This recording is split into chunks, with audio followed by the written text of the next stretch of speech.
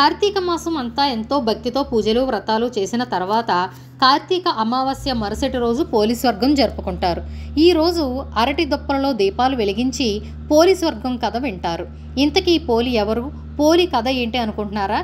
అయితే ఎంతో ఇంట్రెస్ట్గా ఉండే ఈ కథ గురించి తెలుసుకోవాల్సిందే. ఒక ఊరిలో ఉమ్మడి కుటుంబం ఉండేది. ఆ కుటుంబంలో 5 కోడళ్ళు ఉండేవారు. వారిలో చిన్న కోడలు పోలి. ఈ పోలికి దైవభక్తి చాలా ఎక్కువగా ఉండేది. కానీ అది వాళ్ళ అత్తకు మాత్రం అస్సలు నచ్చేది కాదు. తనకంటే గొప్ప భక్తురాలు వేరొకరు లేరు అనే అనుకుంటూ ఉండేది. ఆ పోలి అత్తగారు ఈ కారణం వలనే పోలిని తక్కువగా చూస్తూ తనను అనుసరించే మిగతా 4 కోడళ్లతో పూజలు వ్రతాలు చేయిస్తూ ఎంతో ఇష్టంగా మసులుకునేది. ఇది ఇలా ఉండగా కార్తీక మాసం రానే వచ్చింది. అప్పుడు పోలి అత్త తన చిన్న కోడల్ని ఇంటిలో వదిలిపెట్టి మిగతా వారందరినీ గుడికి తీసుకుని వెళ్తూ ఉండేది.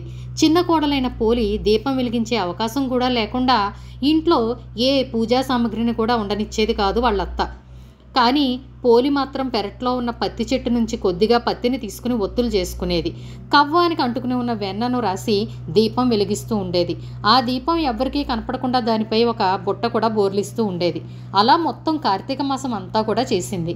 ఆ తర్వాత కార్తీక మాసంలో చివరి రోజున కార్తీక అమావాస్య రోజు పోలి అత్త తన కోడళ్లను తీసుకుని గుడికి వెళుతూ పోలికి మాత్రం ఇంటిలో ఉన్న పనులన్నీ అప్పచెప్పి వెళ్ళింది. చివరికి అన్ని పనులు పూర్తి చేసిన పోలి దీపం వెలిగించింది. పోలి అత్త ఎన్ని బాధలు పెట్టినా పోలి మాత్రం తన భక్తిని విడిచిపెట్టలేదు. ఆమె భక్తికి మెచ్చిన దేవతలు ప్రాణాలతో ఉండగానే పోలిని స్వర్గానికి పుష్పక విమానంలో తీసుకుని వెళ్లేందుకు వచ్చారు.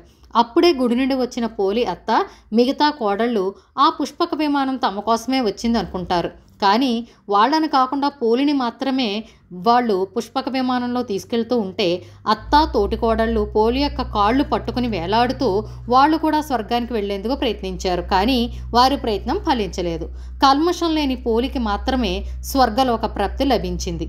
ఇక ఈ పోలి పాడ్యమి రోజు 30 ఒత్తులతో దీపం వెలిగిస్తే కార్తీక మాసం మొత్తం దీపం వెలిగించిన పుణ్యం సిద్ధిస్తుంది అంటారు.